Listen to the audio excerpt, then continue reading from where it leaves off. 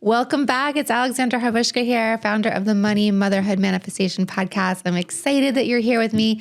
Today, we're going to talk about 3 tips to move from anxiety to ease with your money. So money relationships, I heard the first, this was maybe 5-6 years ago, I heard someone say what's your money relationship like? I'm like, money relationship? Like money, I don't have a relationship, it's just money. Like I have a relationship with friends, with humans, with animals, but not with money. And when we think about it, money's energy. So money comes and goes based on if we're energetically aligned for it. So we need to have a money relationship. And sometimes we have an anxiety relationship, or sometimes we have an easy relationship with our money. And what we want to do is we want to raise our glass ceiling that we have set for our money expectations, or I guess that's a good way to put it. We want to raise our ceiling and be grateful for what we have, but still raise it. So what are you thinking about when you wake up? When you wake up, is it easy like a Sunday morning, or is it the sense of urgency? Is it the whole hustle culture back? Is it go, oh my gosh, I got to check my phone. I got to check this. Who emailed me? I got to get back in touch. It's about money. What's the money in your bank account? How much is there? How much is not there? Maybe you wake up to a crying baby and you're like, oh my gosh, I'm in reaction mode. And you're just like, oh my gosh, who knows? Maybe you're just in PTS state. Or are you in this ease of grace and lack of anxiety state? And so ideally, what feels better, right? Obviously not being in anxiety. And what happens is when we're in the anxiety state, we go into a restrictive mindset. Our throat tightens, our body tightens. We go into the fight or flight, which is, let me explain what happens in nature with fight or flight. So when that kicks in, let's say you're a zebra out on the prairie out in Africa, and zebra hears something or zebra sees something. And what happens is zebra's ears pick up. Zebra goes into its automatic, okay, there's stranger danger. The blood leaves zebra's brain and goes directly to zebra's legs so that zebra can run faster. Zebra can get out of stranger danger way, right? So that's what happens to us when we're in fight or flight, when we're in anxiety. We are animals as well. And so the blood leaves our brain, makes us dumb, literally, and goes to our legs so that we can run faster. And you're like, dude, I was just checking an Excel spreadsheet here. I was just logging into Wells Fargo. I'm just logging into B of A, whatever. No, it actually means that you're not able to think straight. So I want to talk about three things we can do to change our anxiety. I used to have anxiety, and it is not fun. It is not a fun place to be. So let's talk about money expectations. You have an expectation of what you should have. You have an expectation of what you should earn. You have an expectation of how much should be deposited into your account. These expectations are embedded in us subconsciously. It's also what you believe you should be earning. I talk about it in other episodes. I talk about let's make $1 million mean nothing. You have this expectation or this idea of what should be resonating with you. So it's consciously, you might think I should be making something else, but subconsciously you're like, this is what I have. So we have a subconscious expectation of the amount of money that we should be receiving. So what happens if you don't receive that? So let's say you're subconsciously set for $10K a month, and that's just what you've been receiving. And let's say something happens and you earn $5K. That's your energetic minimum. But let's say you earn $5K. Okay, what happens? You automatically go into freak out mode, obviously, because you're like, well, I got to pay bills and I got to do this. So your nervous system is activated. You're like zebra that sees stranger danger, and the blood leaves your brain. You go into fight or flight. It goes into your legs, and anxiety heats up, and you're just on this huge roller coaster of emotions. And so what happens when we're wired that way is our belief system is going to be, we're going to be set. We're going to be in this huge, just up and down roller coaster of what do I need to do? How do I get out of here? And you just in this nonstop of anxiety. And when we're in anxiety, we're not with ease, we're not with flow, we're not vibing at the right expectation. We're not vibing for that 10K, we're vibing for that 5K, or we're vibing for less. So again, manifestations are being at that vibe or having that energetic transaction between you and that thing that you want. So freaking out over 5K, we're now not energetically set, and we're not energetically set for the 10K. We're now energetically set for the 5. And that's what we're going to continue to do.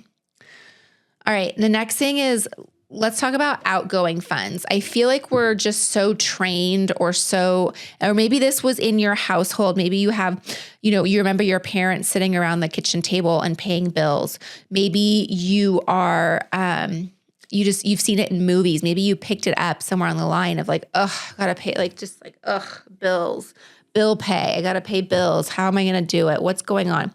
And when we have this thought of like, I got to pay the bill, it doesn't, again, it's energy. It's an alignment. You're not feeling good about paying the bill. So it's going to have anxiety around it. And what do we talk about anxiety? When you're in anxiety, you're not manifesting. When you're in anxiety, actions create opposite and equal, actions, whatever you put your energy out, you're going to get that back. So if you're giving an energetic of like, I got to pay this, then it's not going to continue with gratitude. So when we have gratitude with our funds going out, it allows us to pay our bills a lot easier. We have an energetic reciprocity that's coming and going. So a lot of times we go to pay a bill, we're like, I got to pay this bill. I got to buy new tires. I got to buy a new roof. The money goes out. And instead, if we have this gratitude for, wow, I got to buy new tires because now I have new tires for my car and it's going to be great in the rainy season or the winter season or the snow season or whatever. And I'm going to be safer. Or, hey, I had to fix my roof. I got to pay all that money to fix my roof. Well, you're protecting the integrity of your home. When it's rainy season, rain's not going to get into the internal structure of your home and damage it. So we start to look at these outgoing funds opposed to a lack of, to a presence of. I'm grateful that I got to pay this. There's an expansion that happens. And when you lead with expansion, you're going to have a much different outcome. All right, guys, you have to bear with me. My voice is giving it out. I've been talking a lot today. So if my voice sounds a little weak, it's because I'm 9 months pregnant and my voice is tired. So I'm here though with you. I'm present. Okay. The last thing we want to talk about though is money dates. Now, when I first heard this, I was like, whatever, that's silly. I don't want to look at my checking account. I don't want to know what's in that. But again, this is a relationship with money. So if you ignore money, if you hate money, if you're mean to it, if you're like, you're never there for me, then it's going to be like, okay, well, I'm not there for you. So your money is energy. And when you ignore it and push it down, that's how it's going to react. Think of it as a friend. If you ignore your friend and like, I'm not going to hang out, your friend calls like, let's go. And you're like, no. Your friend's finally going to be like, when you call your friend and be like, hey, let's hang out. Your friend's going to be like, dude, I moved on. We're not friends anymore. So you can't suddenly expect money to show up for you. You are going to need to set that expectation. So something I like to talk about with money dates is like, you might think like, let's do it in the office, but that might create anxiety. That might put your nervous system in fight or flight. So why don't you find a place that just makes you happy? Maybe you go for coffee. Maybe you'll get your favorite drink. Maybe you go to the park. Maybe you go sit outside. Maybe you go to another room. Maybe whatever it is, but it's a special time. Like think of it as a friend. What do you and your friend like to do? Do you like to go for sushi? You like to go to yoga? You like to go whatever. Pick a place that is not going to trigger you, that's going to allow you to have a money date. All right. So again, we talked about moving from anxiety to ease with your money, and even hearing the word money to some people may be triggering. So maybe you need to change the word from money. Maybe you need to find a different word. But number one, what are your money expectations, right? So what do you expect to be earning? Number two, outgoing funds with gratitude. And number three, money dates.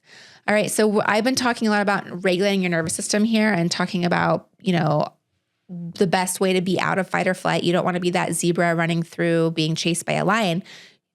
Unless you are, obviously you want your nervous system to kick in if you are being chased by a lion. But if you're not being chased by a lion and your nervous system's just like freaking out over looking at an Excel spreadsheet or logging into Chase Bank, I want to talk about EFT. I want to talk about tapping. I want to talk about calming your nervous system. I have a course that is amazing. It is 7 days of tapping into our limiting beliefs, and you're going to be tapping into wealth. It's the name of the course. But I do have a free video. So if you want to check out the free video, it is tapping to the number one limiting belief that I come across, which is I wasn't born rich, so I will never be rich. So this is a great way to get your introduction to it. I'm obsessed with tapping. I tap daily.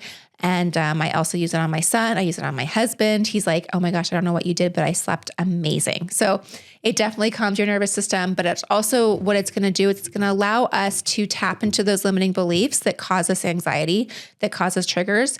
We're going to remove them and we're going to replace them with new beliefs. So I have that linked for you. I hope you check it out.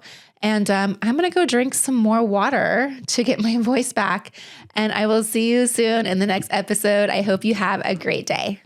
Hey there. Okay, don't go away. I have a free gift for you. So if you are like me when you started manifestation and you're like, what is the best way for me personally to go about manifesting my dreams, my goals, and things like that? So I created a free quiz that will help you determine your manifestor type, okay? And here's the best part about it, is this free resource will give specific manifestation practice tools for you that you can start using every single day. And plus, there's a bonus, is you get 30 days worth of journal prompts for your specific manifestation type. So I have it for you below. Go check it out. It's free. The quiz is fun. It's in the description. Go take your quiz.